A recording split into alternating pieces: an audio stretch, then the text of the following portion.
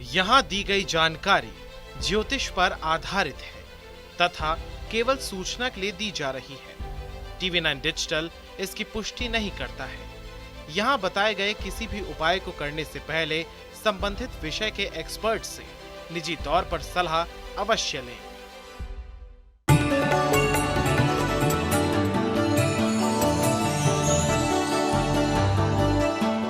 नमस्कार, astro science में आप सभी का स्वागत है। मैं हूं अंजलि और मेरे साथ हैं कार्यक्रम में एस्ट्रो साइंटिस्ट गुरुदेव GD वशिष्ठ जी। सर, आपका बहुत बहुत स्वागत है। दाता खुशियां दे, माता रानी सुख दे।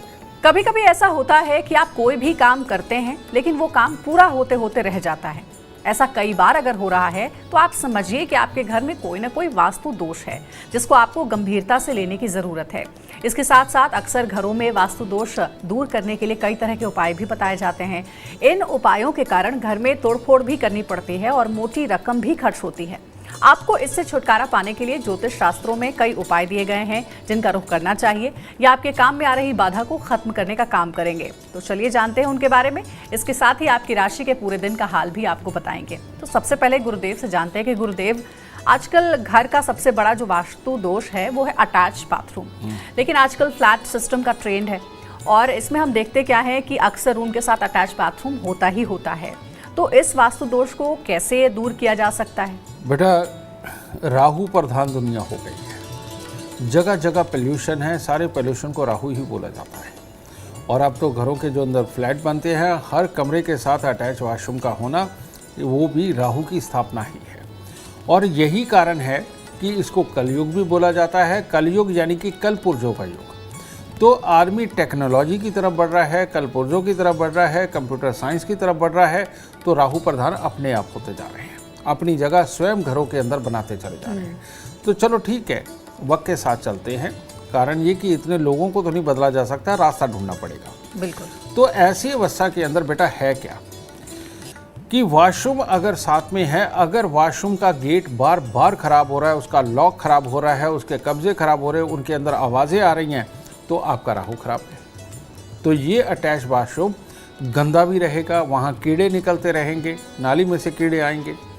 ये दुर्भाग्य की निशानी है। अगर आप राहु को शुभ करके रखते हैं तो ये दुर्भाग्य की निशानी नहीं, आपकी तरक्की की निशानी बनेगी। तो इसीलिए घर में जो वॉशरूम, कमरे के अंदर जो वॉशरूम है, सबसे पहले उसके दरवाजे से शुरू करिए। अगर उसको घुन लग गया है तो समझ लीजिए भविष्य में आपको नुकसान पे नुकसान होने वाले हैं।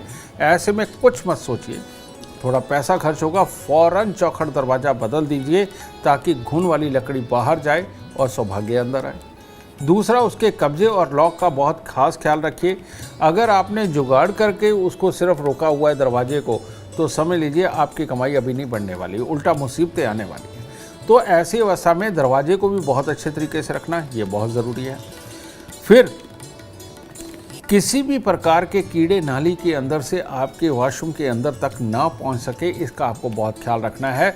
तो पानी, आप फिनाइल वगैरह डालते हैं या और बहुत सारी चीज़ें डाल के अगर आप उस नाली को भी साफ़ सुथरा रखते हैं तो ये आपके लिए बहुत उत्तम होगा। और वॉशरूम को पूरा साफ़ सुथरा तो रखना ही है, साथ में वहाँ पर आपको खुशबू वाला कुछ भी लगाना चाहिए, कुछ भी। तो वो आप अपने अनुसार आप किसी भी प्रकार की खुशबू का चयन कर सकते हैं और वॉशरूम को साफ़ सुथरा रखेंगे तो भाग्य भी साफ़ सुथरा चलेगा। वॉशरूम गंदा है, दरवाज़ा खराब है, तो आपके भाग्य के अंदर बाधाएं आनी तय है और तकलीफ़ें बनी रहेंगी। एक और बात, जिनके वॉशरूम के अंदर सीलन बनती है वो लोगों को खास तौर पे बहुत बड़ी बड़ी मुसीबतें आती हैं। दुर्घटना, धोखा, क्लेश सब कुछ उनके पल्ले पड़ता है। पुलिस, कोर्ट कचहरी और हॉस्पिटल वो भी उनके पल्ले पड़ते हैं।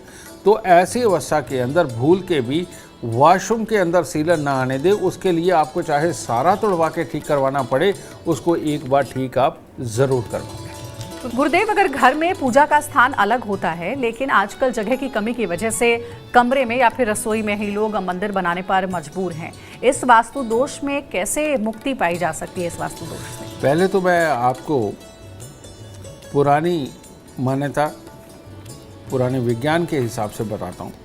आप अगर किसी राजा के महल को भी आज भी देखने जाए तो बिल्कुल आखिर में जाकर के कोने के अंदर एक मंदिर बनाया जाता था, ठीक है। वहाँ पूजा पाठ की जाती थी। घर के अंदर, महल के अंदर बिल्कुल सेंटर में कहीं पर भी आपको मंदिर नहीं मिलेगा। तो सही मायने में गांव से थोड़ा से हद पे दूर जा कर के मंदिर बना करते थे, ठीक है, क्योंकि भगवान को भगवान की जगह पर रखना, वहाँ पर स्वच्छता का ख्याल रखना बहुत ज़्यादा ज़रूरी है। तो और शांति भी होनी चाहिए। तो बेटा मंदिर का निर्माण तो इसलिए किया गया था। उसके बाद धीरे धीरे करके तुलसी देवी हमारे आंगन में ही आ गई। वहाँ तक भी ठीक था, अगर खुले के अंदर तुलसी लगती है तो वो बहुत बढ़िया था। लेकिन अब तो तुलसी मैया भी, ठाकुर जी भी, हमारे सारे भगवान भी घर के अंदर आ गए। तो ऐसी अवस्था के अंदर घर के अंदर आ गए, घर हो गए छोटे। तो अब इन दिनों के अंदर घर पे माँओं के, बहनों के दिन भी आते हैं। अब ऐसी अवस्था के अंदर घर के अंदर मंदिर की पवित्रता बनाए रखना ये संभव नहीं रहा। ज़रूरत पड़ने पर माचिस भी उठाने के लिए कोई भी चले जाता है। तो यहाँ तक के हालात बनते हैं, तो मंदिर की पवित्रता भंग होती है, जो एक शराब के रूप में आपको लगती है। तो अब ऐसे में किया क्या जाए? लाल किताब में कहा गया है कि घर के अंदर मूर्तियों वाला मंदिर होना, घंटियों वाला मंदिर होना, ये सख्त वर्जित है। ये औलाद के सुखों को खराब करता है। घर के मंदिर के अंदर लगातार जोत का जलना, ये साइंटिफिक रीज़न है।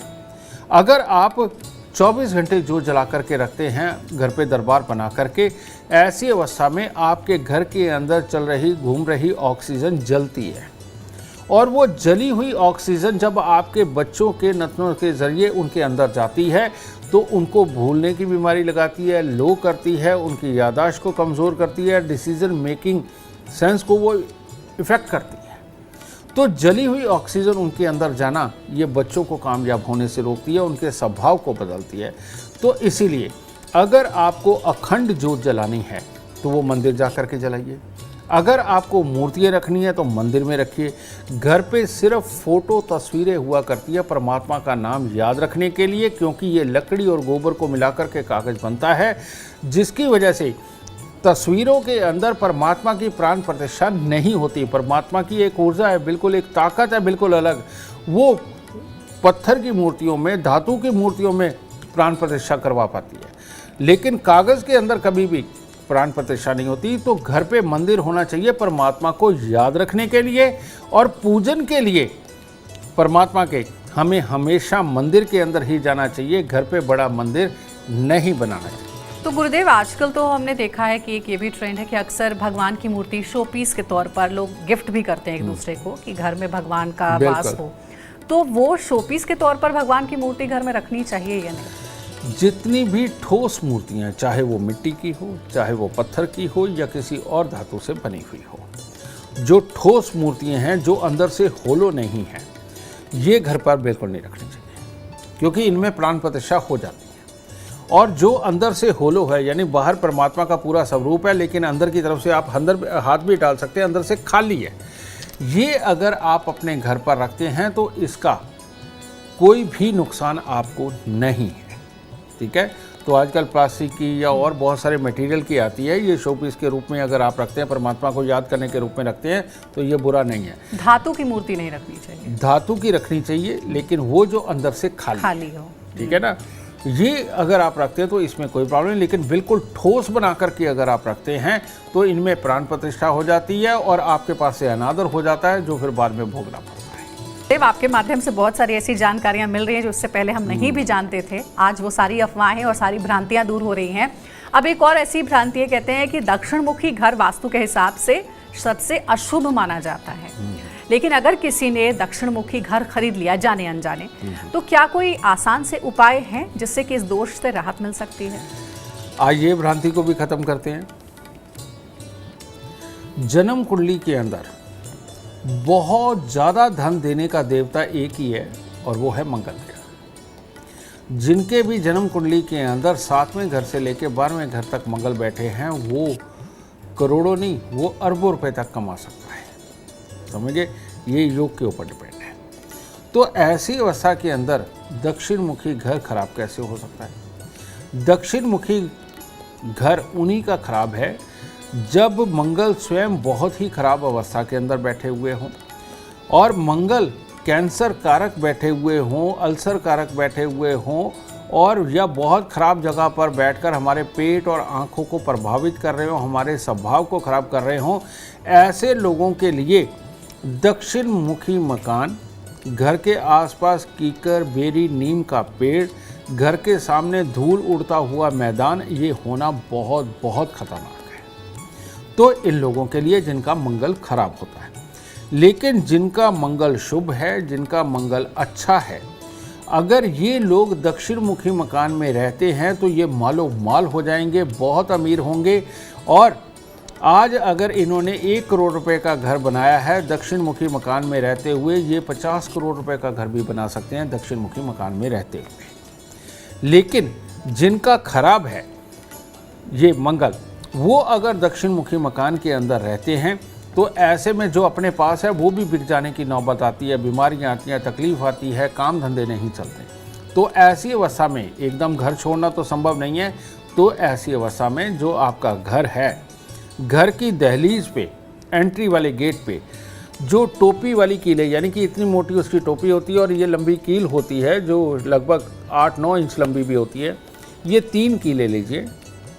घर की चौखट के मध्य में 1 कील और दोनों साइडों पे 1 कील, ये आपको लोहे की कील लगा देनी चाहिए ताकि इस दक्षिण मुखी मकान का बुरा फल आपको प्राप्त ना हो। और जब तक आप दक्षिण मुखी मकान में रह रहे हैं तब तक हर मंगलवार को 8 गुड़ की रोटी, यानी कि गुड़ की चाशनी बना के उसमें आटा गूंद के आप 8 पेड़े ये बना करके तंदूर में रोटी लगवा के कुत्ते और कौवों को डालते रहें, तब तक जब तक कि ये दक्षिण मुखी मकान आप छोड़ नहीं। गुरुदेव, एक और सवाल है कि अगर किसी का घर बंद गली में हो तो क्या वास्तु दोष लगता है ऐसे में, और अगर हाँ तो किस उपाय से इस दोष से मुक्ति मिल सकती है? बंद गली का मकान ये सबसे काम की चीज़ है। कारण ये है कि ये बंद गली का मकान, इसके लिए बृहस्पति के लिए ये काउंट होता है। तो ऐसी अवस्था के अंदर जब भी बंद गली का मकान हो तो कहते हैं हवाएं आकर के हमारे दरवाजे पर ही रुक जाती हैं, आगे नहीं बढ़ती। तो उन हवाओं के साथ आने वाली बहुत सारी बुरी एनर्जी वो भी सारी वहाँ पर इकट्ठी होती चली जाती है और उसका साइड इफ़ेक्ट हमें मिलता ही मिलता है। ऐसे घर के अंदर कभी कोई कार्य नहीं बनते, आदमी तरक्की पूरी तरह से नहीं कर पाता, घर में कलेश रहते हैं और भाई बहनों के साथ बनने में बच्चों की कामयाबी के लिए तकलीफ़ें बनती है, पढ़ने वाले बच्चों के लिए तकलीफ़ें बनती है, आपस में दिमागी क्लैशेस होते हैं। ऐसे लगता है कि कोई भूत प्रेत पिशाच जिन कोई हमारे पीछे ही पड़ा हुआ है जो हमें सुखी नहीं रहने देता। तो बंद गली के मकान यानी कि नेगेटिव ऊर्जा का वहाँ पर इकट्ठे होते चले जाना, ये अपने आप में बहुत बड़ी तकलीफ होता है। तो ग्रह किसी का कुछ भी हो, बंद गली के मकान में नहीं रहना चाहिए, आखिरी मकान के अंदर नहीं रहना चाहिए। इसीलिए टी पॉइंट का घर भी बुरा माना जाता है, गली का आखिरी मकान भी बुरा माना जाता है और चारों तरफ मैदान और सेंटर में घर हो वो भी बुरा माना जाता है। तो इन मकानों से अगर आप बचाव करना ही सबसे बड़ी अक्लमंदी है, इसके लिए कोई उपाय देना वो उचित नहीं है। कारण ये कि कोई भी उपाय इस पे काम नहीं करता, मकान को वहाँ से छोड़ना ही सबसे उत्तम होता है। गुरुदेव, ऐसा कहते हैं कि घर के आसपास कोई पीपल का पेड़ नहीं होना चाहिए या फिर मंदिर की छाया उस घर पर नहीं पड़नी चाहिए। क्या ये बात सही है, और अगर सही है तो वास्तु दोष हो जाता है? किस उपाय के साथ इस दोष को दूर किया जाए? मैं इसका तुम्हें साइंटिफिक रीज़न भी बताऊंगा बेटा। पीपल का पेड़ इसलिए नहीं होना चाहिए क्योंकि आप देखते होंगे, सुना है आपने कि धरती पर अगर सबसे ज़्यादा ऑक्सीजन का कोई स्रोत है तो वो पीपल का पेड़ है। और पीपल का पेड़ 24 घंटे ऑक्सीजन छोड़ता है, बाकी पेड़ नहीं छोड़ते, लेकिन पीपल का पेड़ 24 घंटे ऑक्सीजन छोड़ता है।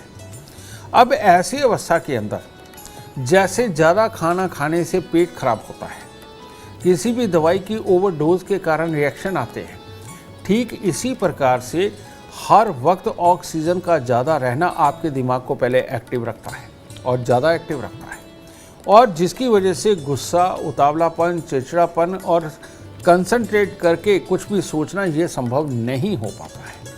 और जब ये सारी चीज़ें नहीं हो पाएंगी तो परिवार के अंदर कलेश, बीमारी, उतावलापन ये सब बन जाएगा, और जिसके कारण जो सीखने वाली प्रवृत्ति है, जो संस्कार निभाने वाली प्रवृत्ति है, उसमें कमी आने लगेगी। जब ये लंबे समय तक रहते हैं तो उस घर में बीमारियां भी आने लगती हैं, और पैसा खर्च करने के बहाने 100 बनने लगते हैं क्योंकि उतावलापन होता है। तो इसीलिए घर के साथ में पीपल का पेड़ होना इन सारी मुसीबतों की आमद होता है। इसीलिए पीपल का पेड़ घर के पास में बिल्कुल नहीं होना चाहिए। दूसरी बात, कहते हैं मंदिर की छाया घर पर नहीं पड़नी चाहिए। बिल्कुल सही कहा है। उसका कारण क्या है? मंदिर अगर घर के बिल्कुल साथ में है, मंदिर के अंदर घंटे, घड़ियाल, ढोल, मृदंग, मंजीरे ये सब बजते हैं। कहते हैं घंटा जहाँ बजता है या मंजीरा जहाँ बजता है, वहाँ हवा के अंदर जितने भी कीटाणु होते हैं वो सारे मर जाते हैं। समझे? और वो सारे मरने के कारण हाँ शुद्धता पैदा होती है, ध्यान लगता है। ये बिल्कुल सही है। लेकिन घर के अंदर रहते हुए जब मियाँ बीबी भी वहाँ रह रहे हैं, बच्चे भी रह रहे हैं, बड़े बुजुर्ग भी रह रहे हैं, तो घर है कंसंट्रेट करने के लिए, सोचने के लिए, हर तरह की ऊर्जा को ग्रहण करने के लिए। और हवा के अंदर भी बहुत सारे कीटाणु ऐसे होते हैं जो हमारे लिए फ़ायदेमंद भी होते हैं, तो वो भी मरने लगते हैं इन घंटे, घड़ियाल और मंजीरों की आवाज़ के कारण। तो ये भी मरने लगते हैं। अब वो एक जो चीज़ आपको मिलनी चाहिए वो नहीं मिलती, कंसंट्रेशन नहीं बन पाती। और बार बार जब आप बिज़नेस की गहराइयों को सोच रहे हैं, कुछ चालाकियों को सोच रहे हैं, कुछ तेज़ीपन को सोच रहे हैं, उस वक्त परमात्मा का ख्याल भी आना, घंटा घड़ियाल बजना आपको परमात्मा की तरफ केंद्रित कर देता है। यानी कि आपकी बिज़नेस के अंदर की कंसंट्रेशन को भंग करता है, पढ़ाई के अंदर की कंसंट्रेशन को भंग करता है। जो चीज़ आप याद करने के लिए बैठे हुए हैं उसकी कंसंट्रेशन को भंग करता है, क्योंकि भगवान का डर भी बहुत बड़ा होता है। एक घंटी बजते ही ध्यान उधर जाता है और प्रणाम करने को मन करता है। तो ये पूरे दिन का उतावलापन बन जाता है मंदिर के साथ घर होने से, और जिसका नुकसान इंसान को अपनी निजी ज़िंदगी के अंदर चुकाना पड़ता है। तो इसीलिए मंदिर के बिल्कुल साथ वाला घर और पीपल के बिल्कुल साथ वाला घर ये बेहद नुकसानदेह माना जाता है। एक और सवाल है गुरुदेव की, कहते हैं कि अगर पीपल का पौधा या पेड़ अपने आप से उगने लगा हो तो उसे उखाड़ना नहीं चाहिए। बिल्कुल, इसको उखाड़ा जा सकता है जब तक कि ये तना इस तरह से हाथ में ना आने लग जाए, तब तक उखाड़ा जा सकता है। और अगर ये इतना बड़ा तना हो गया, उसका कारण ये है, ये ऑक्सीजन का सिलेंडर है। जब तक ये छोटा तना, पतला तना है, इतना है, तब तक कोई दिक्कत नहीं। और तब तक अगर आप इसे उखाड़ भी देते हैं और स्वयं उखाड़ देते हैं तो इसमें कोई हर्ज नहीं, कोई परमात्मा आपको कोई श्राप नहीं देगा। लेकिन अगर ये करते करते इतना बड़ा हो गया तो तब अगर इसे काटा तो एकदम बहुत तेज़ी से इसमें से ऑक्सीजन रिलीज होती है, जो आपके ऑरा मंडल को बिल्कुल हिला के रख देगी, उथल पुथल कर देगी। और ऐसे में पीपल का पेड़ काटने के बाद ये भी संभव है कि बहुत बड़ी बड़ी बीमारियां आने लगे, आपकी सोच हिल जाए, आपके डिसीजन मेकिंग पावर में दिक्कत आने लगे। आपको नॉर्मल लगेगा लेकिन सही मायने में आपका पूरा व्यवहार ही बदल सकता है।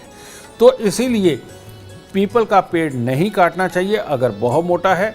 लेकिन अगर छोटा तना इतना सा मोटा या यहाँ तक का भी मोटा होता है, आप हाथ से पकड़ के भी उसको उखाड़ सकते हैं।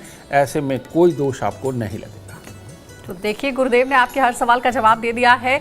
लेकिन अभी फिलहाल कार्यक्रम में इतना ही, क्योंकि अगर आप चाहते हैं जीवन में कामयाबी और अपार धन और लाभ की प्राप्ति, तो आज के कार्यक्रम में जितने भी उपाय बताए गए हैं उसे आप ज़रूर ध्यान से फॉलो करें। उम्मीद करते हैं आज का विषय आपको पसंद आया होगा। कल आपके सामने एक और नया विषय लेकर आएंगे जो आपकी कॉम्प्लिकेटेड लाइफ को बना देगा आसान और खुशियों से भरपूर।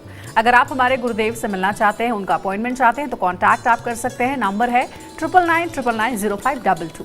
आप भी सुख समृद्धि और खुशहाली चाहते हैं और चाहते हैं आपके दुखों का अंत हो जाए, तो इसके लिए एस्ट्रो साइंस ऐप डाउनलोड करना ना भूलें।